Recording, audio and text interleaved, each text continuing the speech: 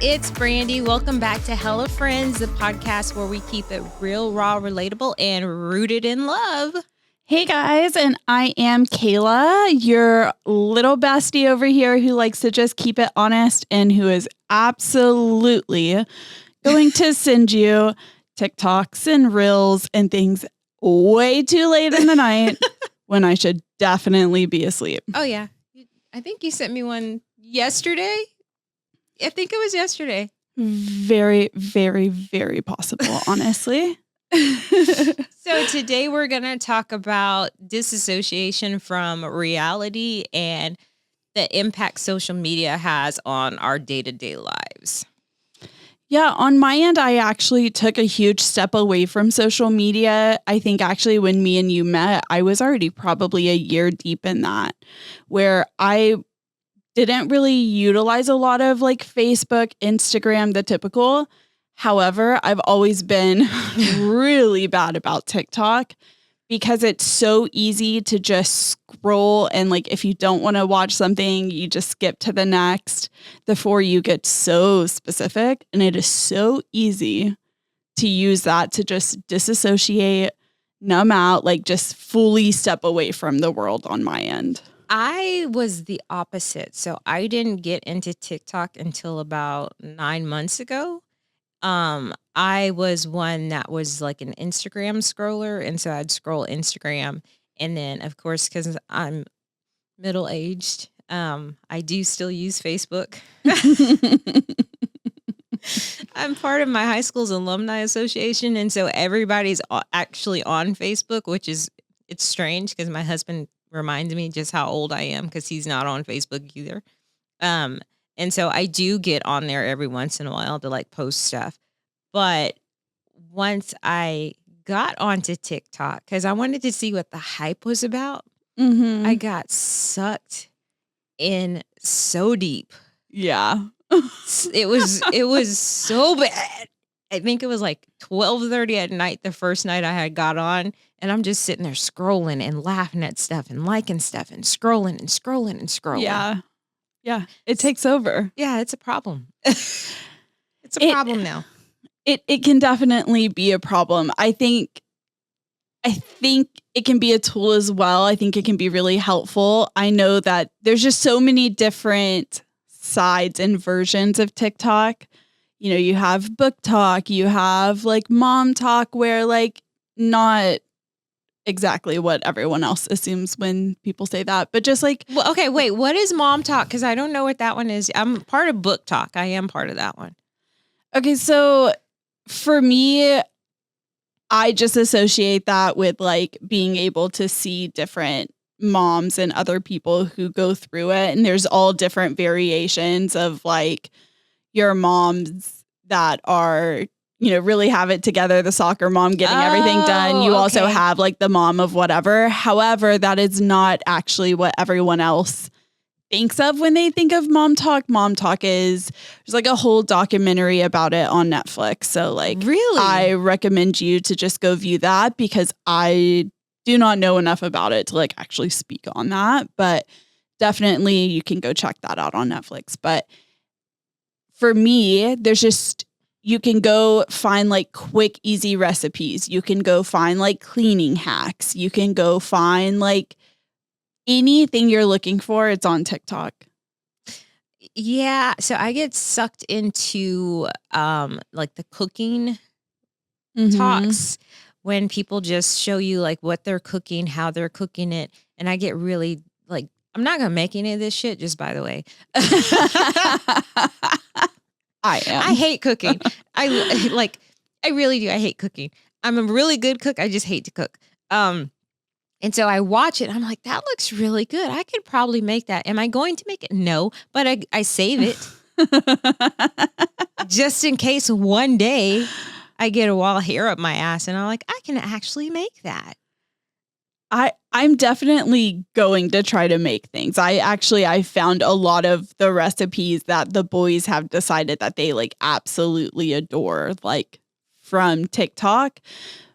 I like to watch the people, and I think I sent you one of the guys I watched the other day. I like to watch the people that it's just like comforting to watch them cook.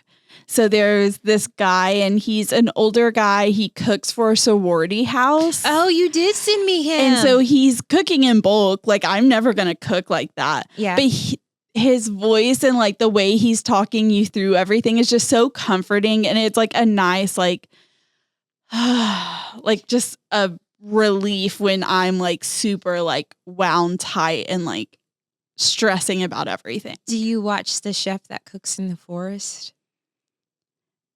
I have not seen that. Oh my God. Okay. And I need to find that immediately. Yeah. And I am so mad that my For You page has not shown me this. So there's a chef who cooks in the forest, just like. Okay, wait. Whoa. I think I have seen, it was a bit back though. Yeah. He cooks outside. And he cooks just like with fire and just like on a plank of wood and just. I couldn't. Okay, listen, I love to cook. You know, I like when I'm super stressed, that's like what that's what I do. All of a sudden you're like, hey, what'd you do this weekend? I'm like, oh my God, I made buttermilk biscuits. I made like braised ribs. I know. And I'm like, who are you cooking for? I don't know. My stress, that's who.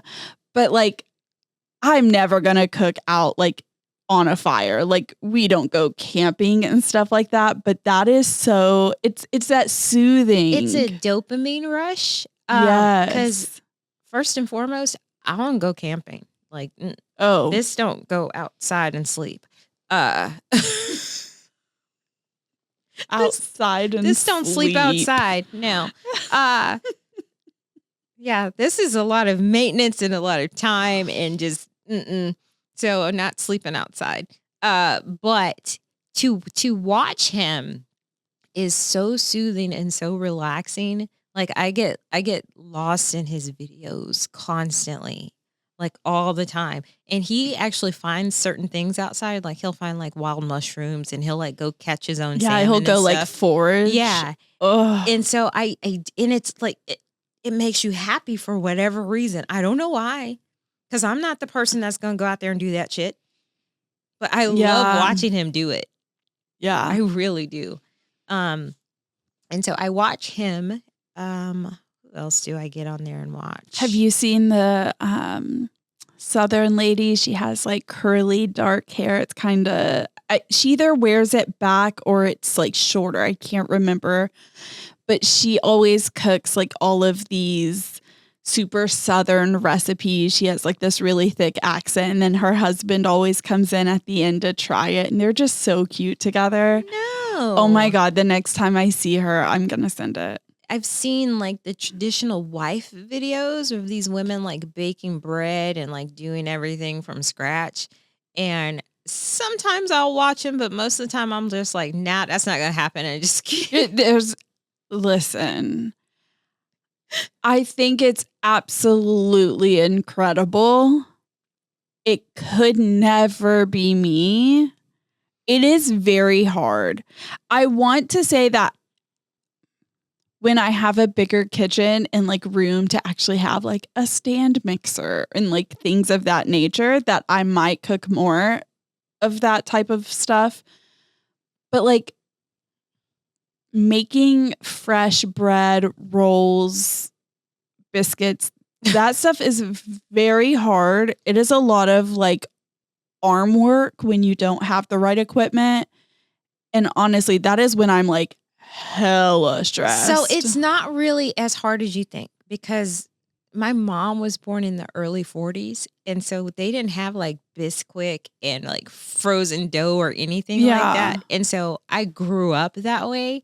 I grew up with like seeing little packets of yeast in our house because my mom was making like biscuits or bread or something. It really isn't. However, I have a giant kitchen with all the top of the line appliances. Remember I told you I got shit in there. I got a soda stream. I don't use that stuff. I have it just to have it. You know, I have a really nice KitchenAid mixer. You know how many times we use it? Maybe 3 times out the year. Christmas and Thanksgiving and a birthday. But you don't cook that often. No, I don't. it gets more use when I'm in there trying to bake cookies. Yeah. Literally. So I mean, you can come to our house and cook. I got all kinds. I got fancy damn knives, all kinds of stuff. Fancy knife sharpener. Just come on over there. Yeah, I'll have to, because right now we don't have the space, but it's just, I think it's comforting for me to watch, because it's almost like you get a glimpse into someone else's life, and where I feel like on Facebook, I'm watching people I know, and that's where I get really hard into like trying to compare myself or compare my life, or trying to more competitive than I would be on TikTok watching people I don't really know. And either my For You page just knows that my mental health cannot handle all of that.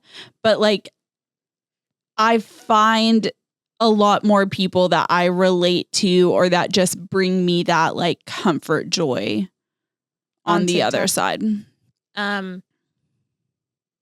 Facebook can be very competitive. I've noticed that, which is why I've stopped posting anything that is personal, like period.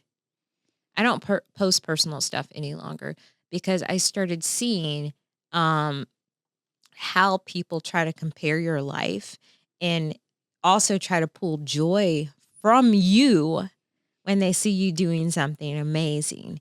Even with like my book career and our podcasts and stuff like that, a lot of people will cheer for you on one side and then not really root for you on the other.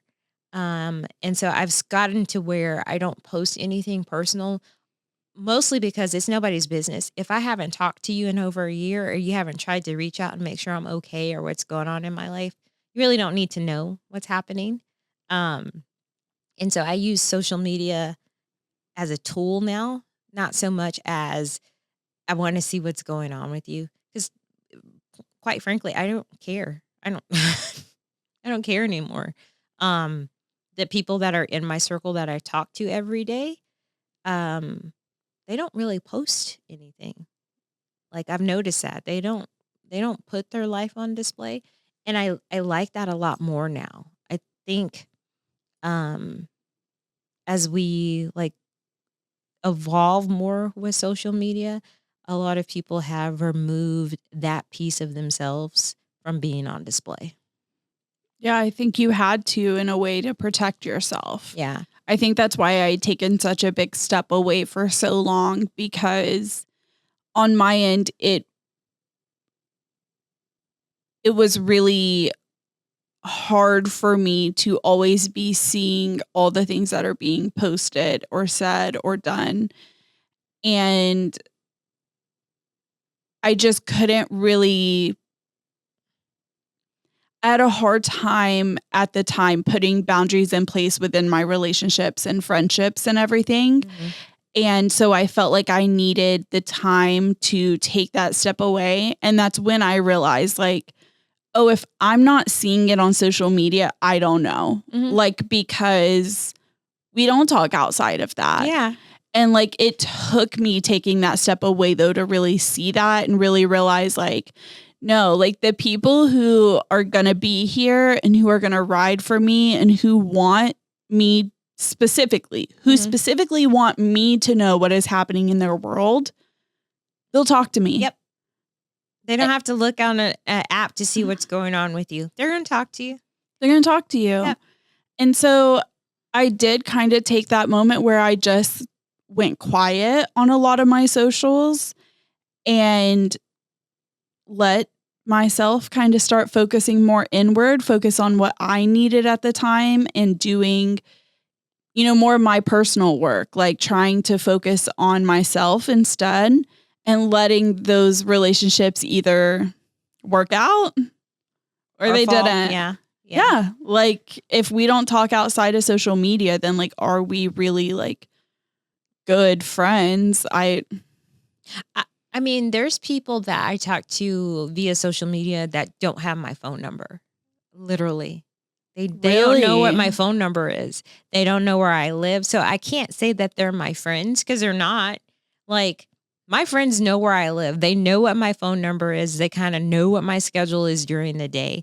And In fact, last week I had to call a girlfriend in the middle of work, and she was like, "Oh shit, I gotta take this. Brandy never calls while she's at work." Yeah. So I've realized if you are not part of like my circle and what's going on in Brandy's little world, um, I can't call you my friend. You're an associate. That's the most you're gonna get from me. You're an associate at this point. Yeah. But we're not friends. We're not like ace booms. Like we're not gonna kick it or anything. Um, when my puppy passed away a couple weeks ago, I can honestly say there was only 3 people that knew what I was going through with my dog.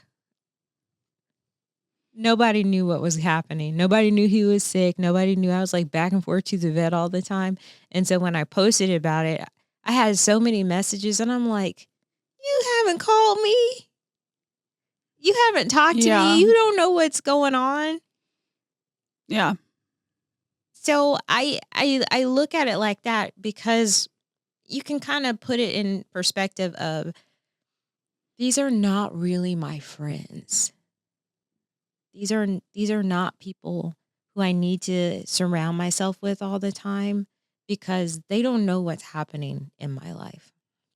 And so I kind of moved away from like really getting sucked into stuff on social media. Um and now I'm absorbed with that dopamine high from like TikTok and Mhm. scrolling. Yeah. The quick hit Yeah. that like it and it's always like you can find what you need. Like if you're looking for something that is going to like make you laugh, like you like know you need something like Oh yeah. comedy, humor, it's everywhere. Okay, no, I need something today that's going to be more like spiritual and like ground me and whatever. Okay, you can find that too. And Like as soon as you hit like on certain things, then it'll start popping up on your For You page. Yeah. Like constantly. I stopped watching the news. Ooh, me too. I did. I stopped watching the news, but I'm still engaged a lot in what's going on because it impacts all of us and I want to know. Yeah. Because I used to be a social activist.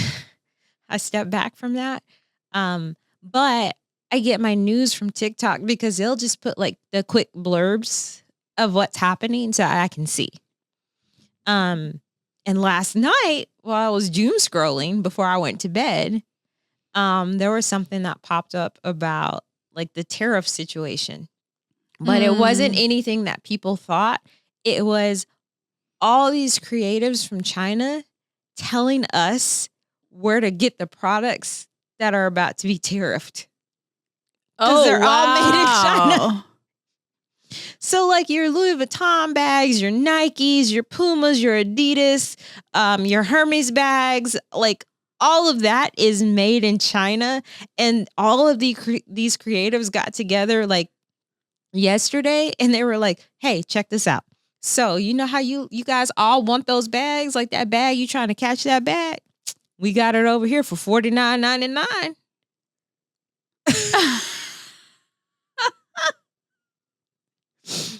Y'all paying house notes on these bags, and we got these bags for $49. It's the same bag. Okay, here's the thing though for me on this. I love how you almost get more of a sense of unity with people across the world than you ever would have anywhere else, right? Because like on Facebook and things like that, the majority of what you're seeing is people you are that you know, or even just like local situations. I love when you get on TikTok or one of these other platforms where you are getting that sense of actual unity from other people. And they're like, yo, we see what's happening. That's messed up, exactly what happened. There was, I kid you not. So I was sitting on the couch and I'm watching it. And there was one guy from China. He was like, yo, I got them Tide Pods. I got detergent pods. And I was rolling because I said, nobody thinks about where any of this crap is coming from. Yeah, they really don't. And he was like, they 2 cents a pod, y'all. 2 cents. He's like, wow. You paying $29 for that jug. 2 cents. Oh, it take me 2 cents to make these. He's like, link in the bio. Oh my gosh. And so I'm sitting there. This was literally last night. I'm sitting there and I'm cracking up because my husband he's traveled quite a bit, and he's already told me, he's like, all the stuff that you guys long for and lust over, all the expensive things, he's like, they make it over there. There's no factories in France where you think that they're coming from. It's all made over Yeah. there. And so when he told me that, I was like, oh, okay. And so now that all of this is happening in the political world, they're just coming out and just straight up saying it. And they're just like, here's where you can get it. Here's how much we're going to charge you for it. That is so crazy. And that just tickled my insides so bad. And there was a creative, Tickled it your did. inside. I just got all giddy and delightful because I was not expecting to see that last night. Yeah. I really wasn't. I was not expecting to see that. And my husband goes, "What are you over there giggling about?" I was like, "Man, they about to cut TikTok off for real." And he said, "Why?" I was like, "These folks in China, they just told on us. Told on us so bad. They done told you where to get it, how to get it." I said, "They done told." Yeah. And he goes, "What do you mean?" I was like, "They've been real hush hush and quiet about it for decades, and now all of a sudden they're just like, you know what? Let me tell y'all where you can really find Y'all trying all of to chase this. that bag. I'm gonna tell you how to get it. You ain't got to have $1 million. I'm gonna tell you exactly how to get it." And I was just like, man, I hope they don't take TikTok away for this. Seriously, though, I know when all that was going on earlier this year and they were like going to ban TikTok. And I mean, I guess in reality, it did go down for what, like a day or two or 12 hours, if that. Was it 12 hours? Yeah. I was like, I don't remember it being very long. Did you have withdrawal? Honestly, I didn't because it wasn't gone long enough for me. Because it was overnight. It happened overnight. Like it went off that night. I know that I kept accidentally clicking the app. Like I kept, like that's when I was like, oh, okay. Like I'm using this as like Did you get the message like TikTok is temporarily down? I did too. Yeah, I kept getting the message and then I would get out of it and I would go back to doing whatever else. And then you try to go back. I'd click it again and I'd get the message again and I'd be like, oh, yes, I know. Okay. I was glad that it came back, obviously. Obviously, I was very happy to see it back. I think for me, it's a way for my friends too to know like, oh, I'm alive. Because sometimes I really go through it and I will go quiet. Yeah. And you'll know that I'm still alive and breathing because you're getting TikToks from me. Yeah. Yeah, you're getting a TikTok from me, like, my husband jokes around about how you can watch my emotional and mental roller coasters. From TikTok, from the reels you send? Yeah, because he says that, because he lets them pile up for a little bit. Like, he doesn't watch them daily. I don't even think he watches them weekly. Oh. Like, it'll pile up. He hadn't gotten a crackhead spin on it yet. That's because he's got crackhead spins on other items. Oh, okay. Not that he doesn't have them, just other vices. Yeah.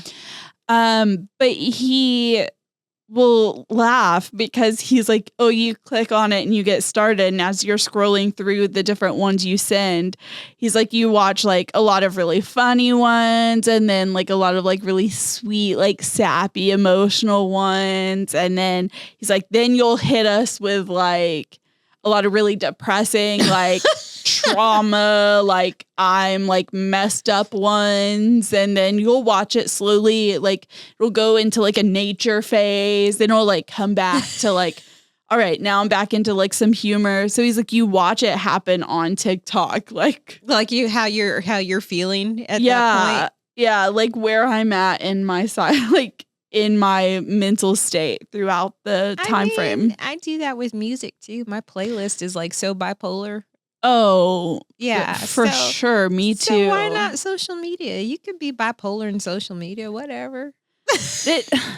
Listen, the thing is that I think it's an easy way because it's hard sometimes to really communicate all the time or to come up with the words that need to be said. And sometimes I find that on TikTok in an easier way.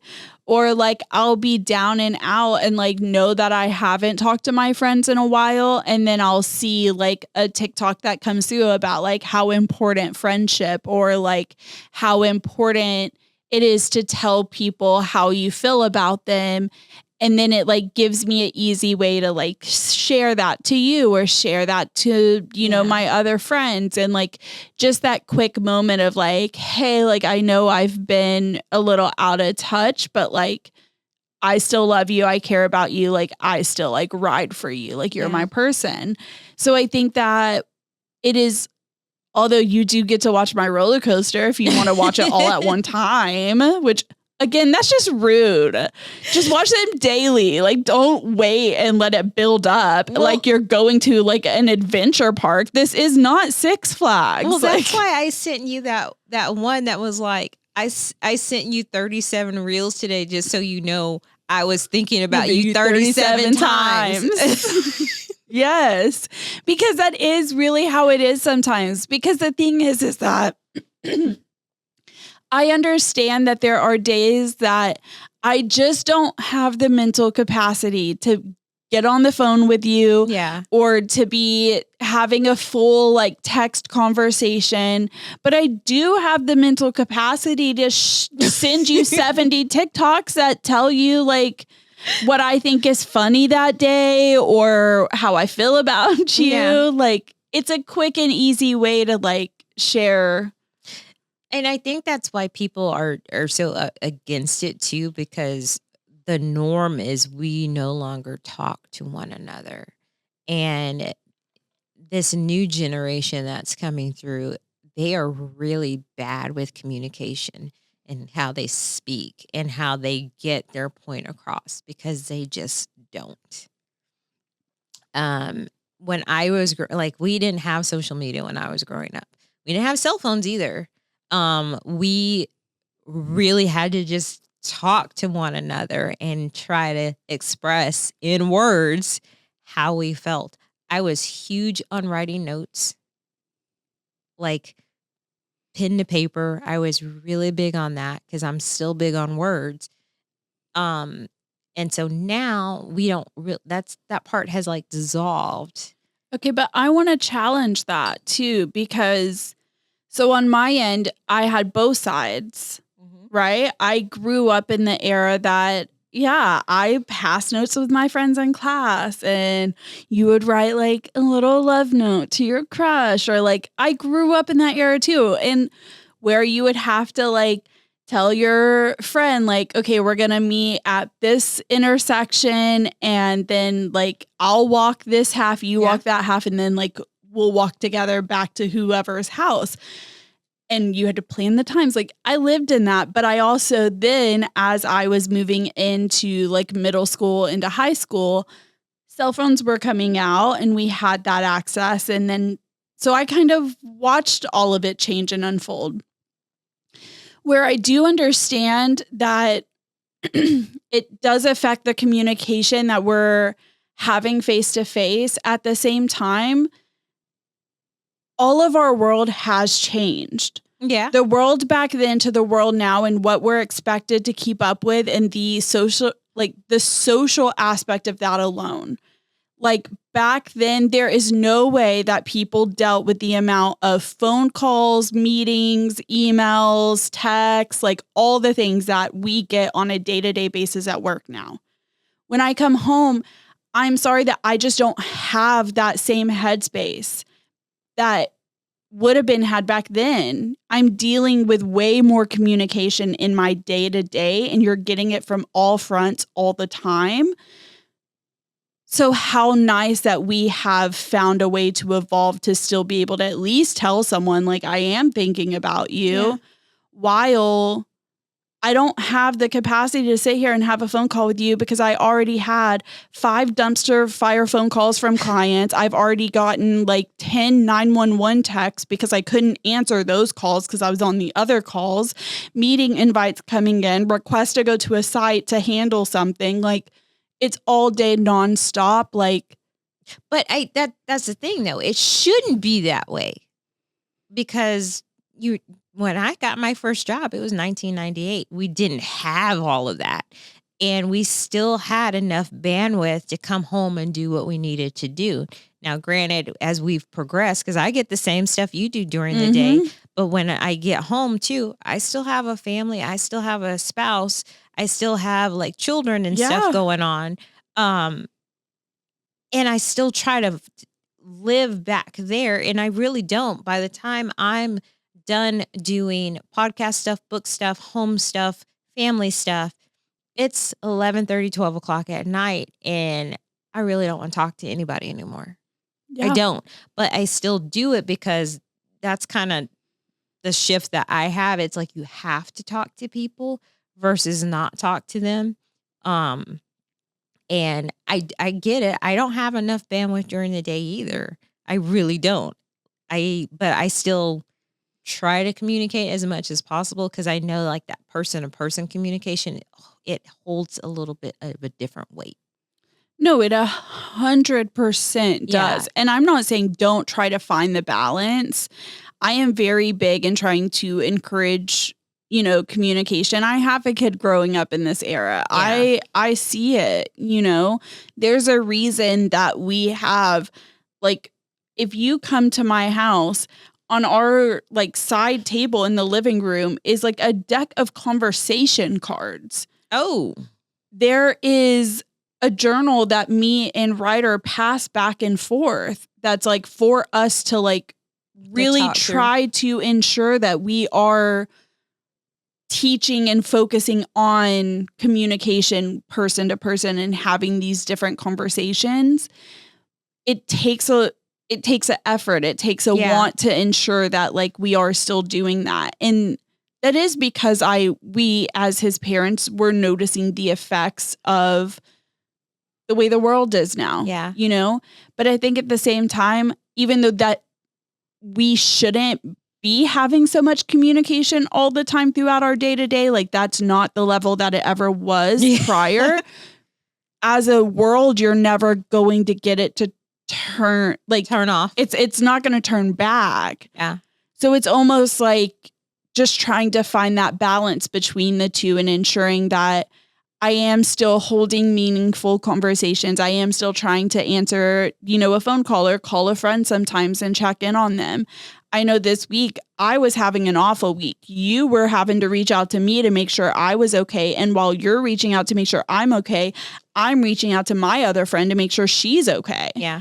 So I definitely you have to prioritize and make sure that you are trying to check in and have that and build those skills with the next generations that are coming up. But I think sometimes too, we need to just be thankful that there are some ways that give us the grace in the moment to not always have to be perfect in that balance too. And nothing is perfect. We're never going to have like an actual balance when it comes to that. I don't have kiddos growing up now. Like my son graduated from high school 8 years ago. Like Jake's 23. Yeah, it was a long time ago. So, and it's just progressed more and more and more. And I remember when my oldest one was in like middle school going into high school, and I asked him something about like a chalkboard. He goes, "Mom, they don't use chalkboards anymore." I'm like, "What are you talking about?" He's like, "No, they don't have chalkboards anywhere They don't anymore. have chalkboards. Chalkboards now are just like the chalkboard paint that he's like type A moms like to have somewhere to like write down the schedule in the house really cute." And he goes, they use like projections and whiteboards. And I'm like, yeah. What? So that made me feel like antiquated. I was just like, I'm a dinosaur now. No, imagine this. So Ryder went into middle school this year, and it's been hard, as I kind of assumed it would be. I remember moving into middle school and it being hard. And then as the year was going on, I was like, oh my God, but I can't even imagine how much harder it is now. They don't have textbooks. Yeah, that was a thing. Everything's on an iPad. Yeah. The state testing, like he goes tomorrow to do his first like STAR test for the year. It's going to be on an iPad. Everything is on an iPad. Not Scantron? There is no Scantrons. There is no paper test. There's like, it's nothing. And the only way to get paper tests now for your child is if they have some type of,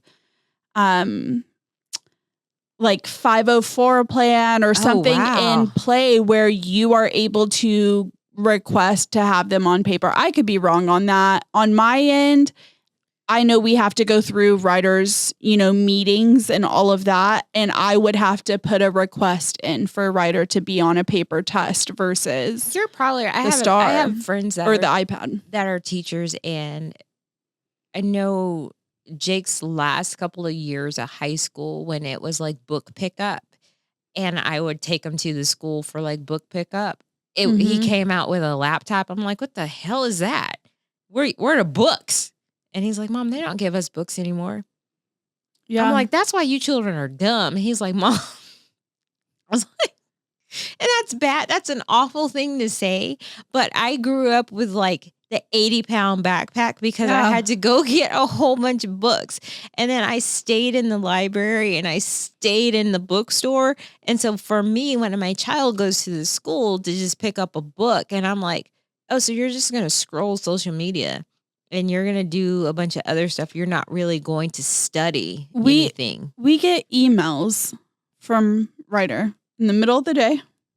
Okay. All the time. What? Because, the school. Okay. So we had like an orientation with the school when we were getting ready for them to move into, the new campus.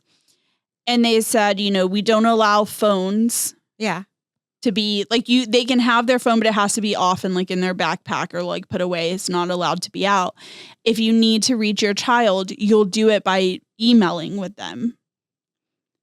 Oh my God. You just email your child during the day. Like if you need to change from like, hey, something came up. I'm not going to be able to pick you up. I need you to change and ride the bus today. You send an email to your kid. Now you can still call the office to like get in, double check it, but like you're supposed to just email. And Ryder loves that because he emails us in the middle of the day and he's showing us things that he's drawing on his iPad and all these things he's doing that I'm like, you ain't in our class. Their shit. If all day, every day. Lose their shit. If I would have. They didn't know what we were doing in school. We were in there to learn. No. I talk to Ryder every day. Oh, no. He'll email. He'll tell us something. Send me an email. Ask me. Like the other day when I had messaged you, I was up there to pick him up early for the dentist. He had emailed me that morning. Hey, Mom, what time are you picking me up today? Wow. Oh, yeah. So we have we don't have any room to like sit down at dinner and have a conversation anymore because we are constantly in communication with people. Yeah. Like there's that's what I'm saying. It's like, that's why even the kids, like we're sitting here from our perspective saying like, we're getting it nonstop all day, every day. The kids are too. So they are too. Also, they can all email each other. Okay. So like if he's sitting in class, he can get emails from his friends. He can get emails from his bullies. He can get emails from anybody at the school. Like it's all day. It's every day. Like they're not getting a break. No one's getting away. That's why everyone is like, in Ryder's terms, crashing out. Like, yeah. So that's why we have a high of ADHD. Yeah. Because we are we've pushed overloaded. our brains to the place where it's just we're constant going. Yeah. And so then it's hard because, you get on TikTok and it's a 10-second, 15-second, 30-second. Sure, sometimes some people do longer videos. Listen, if you are going to catch my attention for like a long video, you are like a god or goddess. Like, I don't understand how you caught my attention that long. Because when I'm on there, I'm scrolling, I'm going quick, I'm just moving through almost like I'm not resting. I'm avoiding. Well, that's the same thing with this show. We get more views versus our reels than we do the entire episode because people only have enough attention to watch snippets. Yeah. Well, and a lot of times when people are like, I know for me, when I'm listening to my podcast and I am doing something that is longer like that, it's because I'm in the car. Yep. I'm cooking dinner, which takes a chunk of time. Like, I am doing something else at the same time that is going to take the amount of time that my podcast would be. So then it's easier to actually sit there and go through and listen to, the conversation or the book or whatever. Yeah. Because I'm literally doing something else for that same amount of time frame already. Right now I have to go to Austin in about a week. And so Austin's like 3.5 hour drive from here. And I'm looking for a book that I can listen to start on my way up there because I won't be able to read. And so might as well listen to a book on my way there. Yeah. Exactly. I think, and it's really hard for anybody to do like a unplug. Yeah. It is so hard to just unplug from the rest of the world and like take a minute to see what's going on or to be outside. Yeah. Because I've noticed when we're outside, 9 times out of 10, we have a phone in our hand. Mm-hmm. Even now, like going to concerts, when I was a kid and went to a concert, it was all about the experience and the memory. Like, there was no pictures, there was no Snapchat. Yeah. And now everyone, they're watching the concert through their phone screen while they're recording it. And where's the actual experience? Because you're not having an experience. You're too busy like trying to make a memory that you can go back and repeat over and over and over again. And I hate that because I see it constantly. We're unable to just unplug and to just live our lives now. Yeah. I think, again, that goes back to the balance of it, though. I think when I'm going to a concert, there are certain parts or certain songs that, like, I want that on video. So, like, I am going to video. I try not to video, like, right in front of my face where I'm watching through. I try to kind of video to the side where I, like, get it, but I'm still getting to watch. And then I try really hard to make sure that there are periods of time throughout that my phone's in my pocket. Yeah. And I'm just there with whoever I'm with, singing the songs, experiencing the music, and like enjoying that. So I think that it is truly about just trying to notice and recognize when you are maybe too far in the rabbit hole of it all.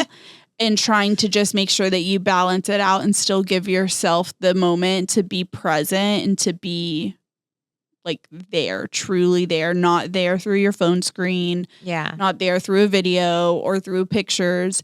I think it's important to have some of that stuff too. You want to have it. Everyone else has it. They're posting it on social. Document what it is you're doing with your life so that, once we all do get dementia, because we're probably going to get dementia because our brain is just in overload at this point. You are able to go back and look at those memories. I'm real big on racing my little car. I love racing my little car. There's lots of people in the car club that have like GoPros or are just kind of constantly videoing us doing this. I don't do that. Once we stop, I'll take like pictures of all the cars together. But I'm not one to like, while we're actually rallying and racing, I don't take pictures because I want to be in the moment. I don't want to like take away from what it is I'm doing. Yeah. Um, I think it's like a good idea though. Like if you have some type of other situation, like a GoPro or something that you don't have to hold, something you can like set up and just have doing that if you want to have the video where you can still stay more present while getting both. But like I understand that sometimes you're like, no, I am doing this right for now. me. I'm Like, doing this right now because I want to be doing this, and like I need to be here. Yeah. Not on my phone, not because there's no way you're not fully connected if you are on your phone doing whatever. And you have to like take in what it is you're doing. And it's so hard for us to like put the phone down and just take in like the moment and just be present. And time feels different too. Yes. So a lot of times when you're on social media or you're on your phone or whatever, it's that timing of it. You don't realize how long you're on it. And that's where you end up losing the opportunity to fully connect and be present. And so often we forget that a while ago, not very long ago, we didn't have like these electronic leashes in our pocket to where we were always on them. We literally had to just be in the moment and see what was going on and take in what was happening, to where, 30 years from now, I can tell my kids, oh yeah, by the way, I went to this rock festival and we didn't have phones and we didn't have this. And we were just there. Yeah. Literally, we were just in the moment. If there aren't videos of it. Yeah. And where now, even me, I'm not even that much younger than you, but like, I don't have that. Yeah, I know. I don't have that. By the time that I was old enough to start going to concerts and stuff, phones were a thing. Yeah, they weren't a thing. I literally remember going to a department store where there was a ticket master and waiting outside to buy tickets to a concert. There were no phones. There were nothing. Yeah. I waited to buy tickets, and the tickets were only $30, and these are like primo tickets. Yeah, which is such a whole other problem right now of... Oh, I know. But that was the world I grew up in. And so it's like this new world, and I'm just like, okay, Yeah, it's not like that anymore. Now it's just like everything is quick, fast, immediate. Yeah. It's that immediate gratification all the time. So we don't have that like thrill of like... It was literally a privilege if you were able to score a ticket. And it still is now, because now all the scalpers are... Yeah. So it sadly still is, but for very... different reasons. But yeah, I think that it is truly just making sure that you take the time to check in with yourself and realize like how much of this am I truly experiencing and how much of this am I just reliving through a phone screen of it. Yeah. And making sure that, if I am scrolling on TikTok, I do need to be mindful of how long I'm on there, because you say, oh, I'm going to scroll for 5 minutes, and then it turns into 4 hours. Yeah. Now you're like running late. I'm cooking dinner way later than I should have been because I was on there just like lost in the sauce scrolling through. So I think you just really need to be as mindful as possible so that you can try to reel it in. It's so hard though. It is. Because it really is. So me and my husband had a date yesterday, and we went out and we had a wonderful date. And there's only maybe 2 pictures to commemorate what it is we actually did. We went to a jazz festival in the arts festival. I didn't take pictures of the art or anything. I just I was present. I was very present. But once we got home and it was late in the evening, I got on my phone and I just started scrolling my little TikTokies. And by the time I looked up, I was like, it's 11 o'clock. He goes, yeah. I was like, I got to go to bed. He's like, why? I was like, I got to get up in the morning and record. And he goes, oh yeah, you probably should. But I sat there another 30 minutes. Yeah. No, I get it. I sat there another 30 minutes. I got so wound up in like, I really did. I got wound up in like all the Chinese influencers telling you where to buy these. I'm not kidding you. I was taking notes. They were telling about purses, hats, everything from Sephora. I was like, man, I'm about to get my stuff. Yeah. No. Facts. I did. I got so wound up in like all of that. And I'm like, I got to go to bed, but I'm gonna like this one. I'm going to save this one. I'm going to like this one. I'm going to save this one. I'm going to go back. And he was like, Brandy, you said you were going to bed. I know what I said. Yeah. I'm getting up. I swear I'm getting up. Yep. So you get, it's easy. Yeah. Well, because there's always the next thing that's like grabbing your attention. So you're not really tracking the time. You're not watching how long you've been scrolling. No. And honestly, like, I mean, it's so bad. Even TikTok sometimes will warn me, when you're scrolling and then all of a sudden you get that little video where it's like, you've been scrolling for a very long time. And I'm like, shut up. I mean, Netflix don't call me out like that. Netflix will do that to us too. It's like, are you still watching? You're like, bitch, shut up. Yeah. Just keep playing the video. Yeah. Yes, I am. Mind your business. Like, I'm trying to binge watch this show so I can go back to work and talk about it. That's me and Tong sometimes. So we'll have sometimes Ryder flies to go visit his dad for the weekend or a holiday or whatever. And so like that morning that we get up, that like Ryder's supposed to fly home, right? He'll be supposed to come in like that afternoon at whatever time. We will try to find like a limited series. Yep, and try to watch the whole thing. And then just like sit and like watch. And so then I'm like getting hella annoyed when people are like reaching out to me and I'm like, stop, I only have this amount of time to finish this. We're binge watching this right now. Because Black Mirror came out on Friday and I'm like trying to wait. Even though Jeremy's going to get really mad at me.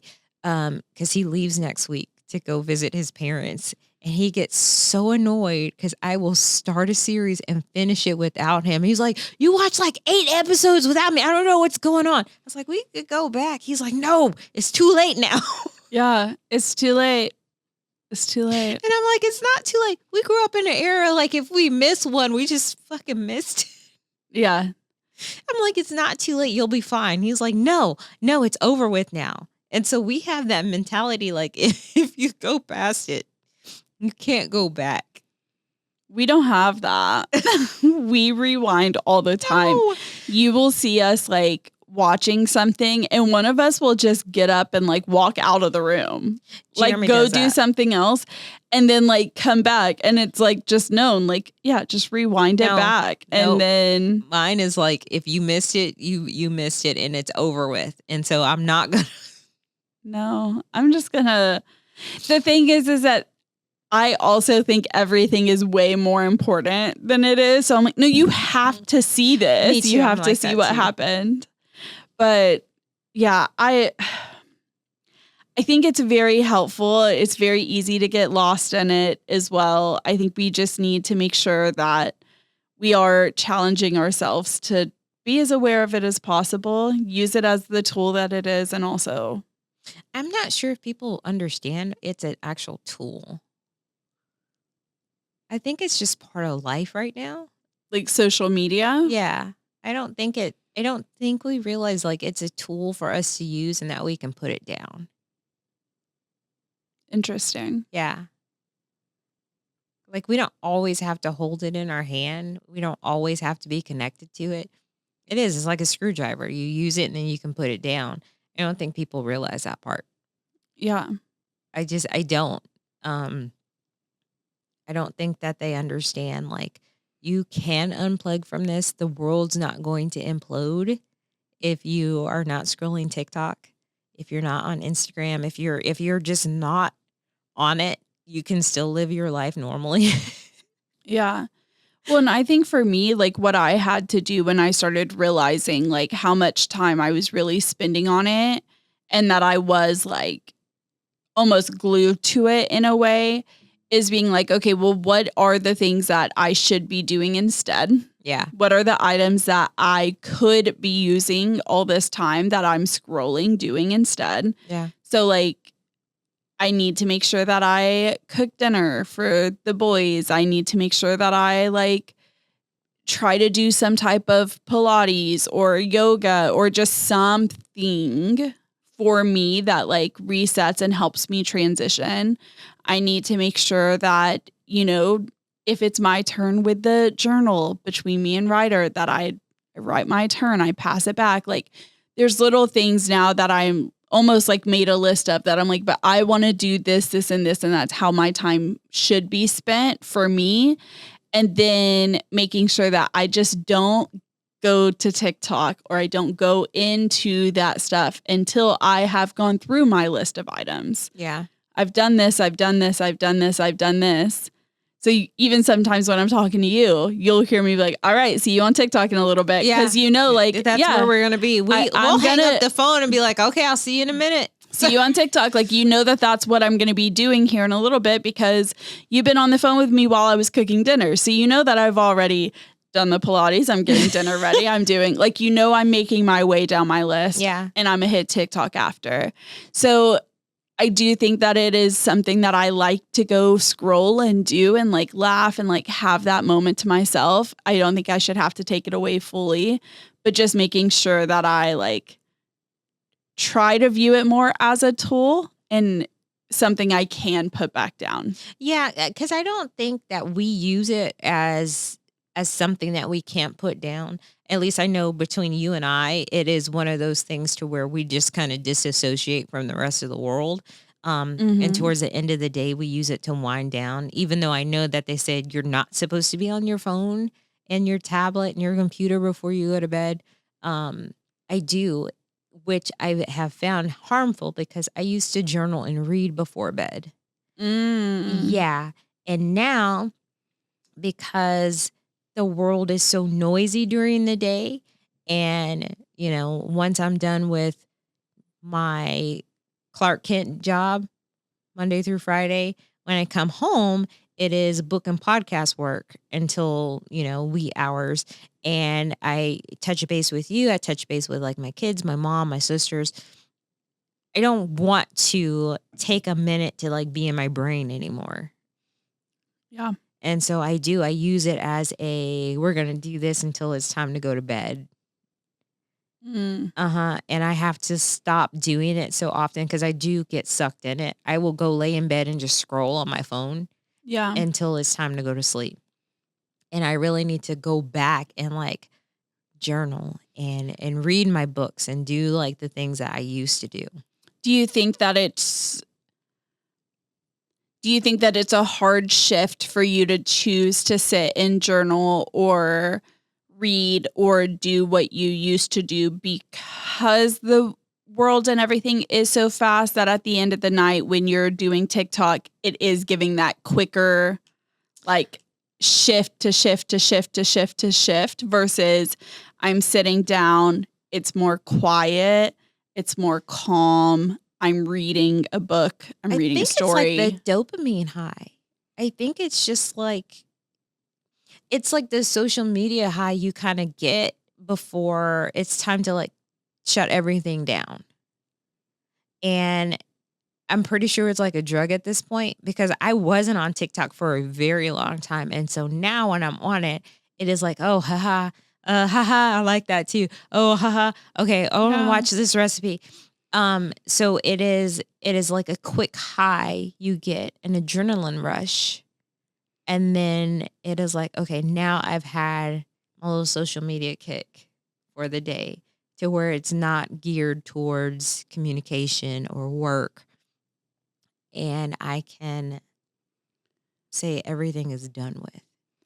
But I would say that if you looked at that 10 years ago, you would have described the journaling and the reading and all of that as that dopamine hit.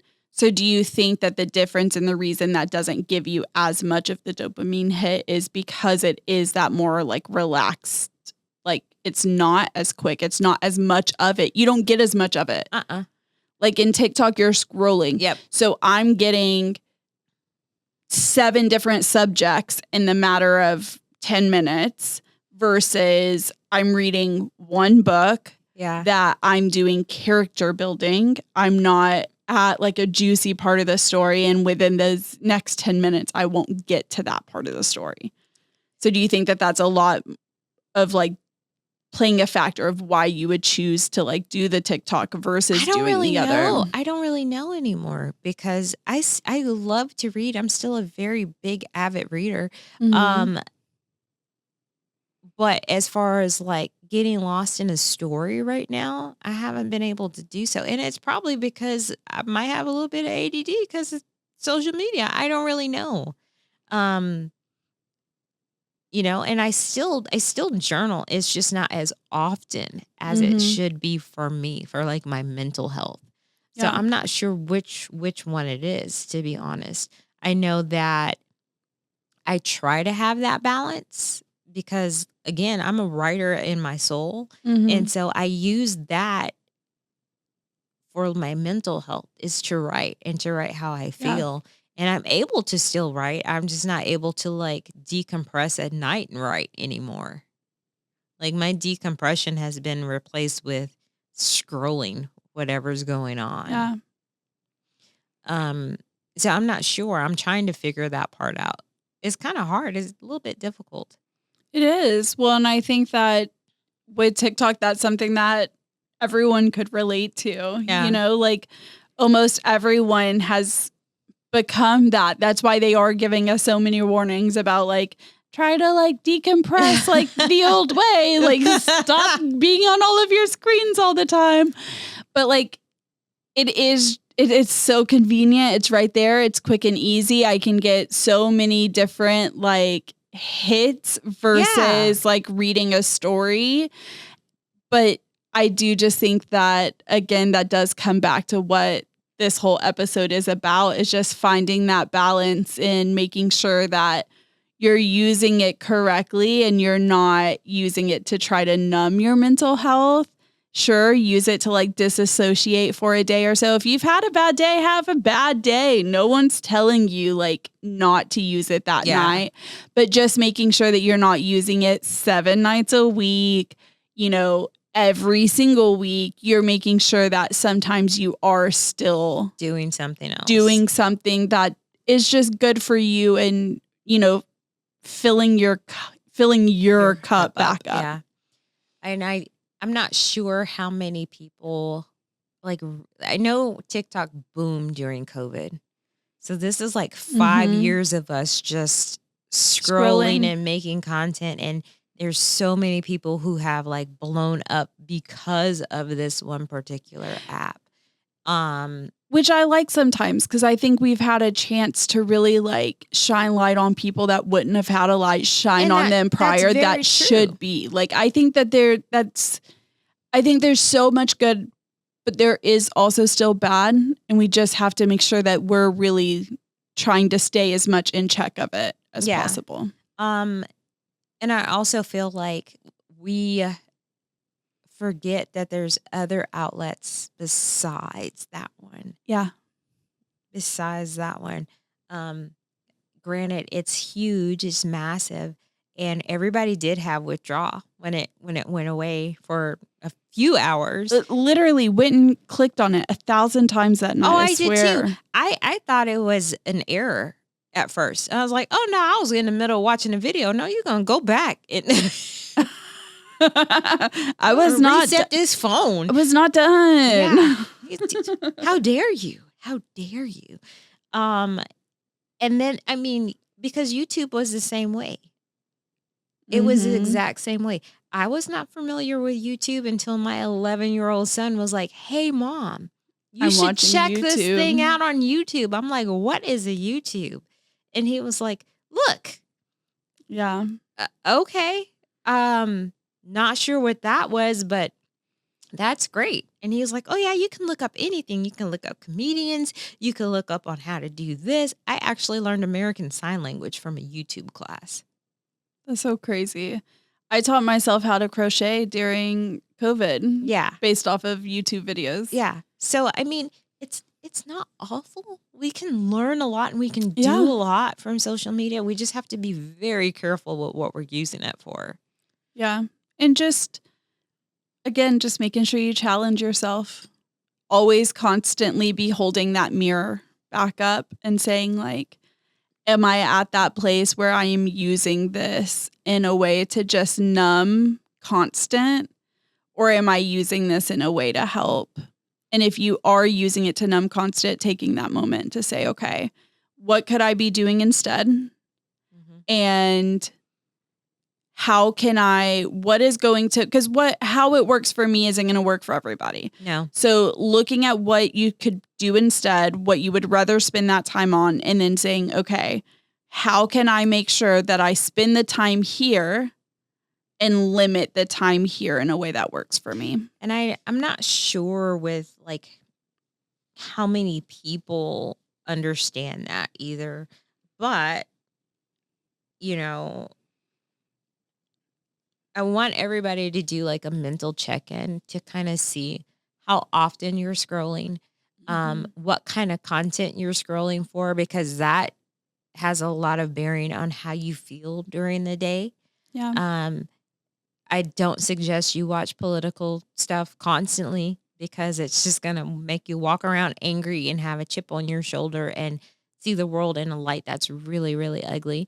I don't suggest like you just watch cooking videos constantly unless you want to end up being a chef or you're just really hungry. You want to space your content out and make sure that Diversify you want to it. diversify your content and make sure there's enough in there that is some happy content. So I think I would like to end the episode with just remember to check in with who you are, and you can unplug at any time. You don't have to stay there. You actually can turn it off whenever you want to. And if you're struggling to do that, remember that everyone kind of does too. Yep. And you can also just lean on a friend to do it. If you're getting ready to go click that app and you're like, no, I said I wasn't doing this today, call a friend. I know. And it's Say, really hard for people to call now. I want to check in instead, but like you said, just use that time to challenge and think about what you're doing. And when you need to unplug and you have to like take that step away, just understand that you're not the only person and you can do it with everyone. Yep, you can. And it's real easy to just talk to people. I know it seems hard. It's easier than you think. Yeah. So I think that's our episode. See? Yeah. Yeah. As always, Life be lifin'. Sometimes.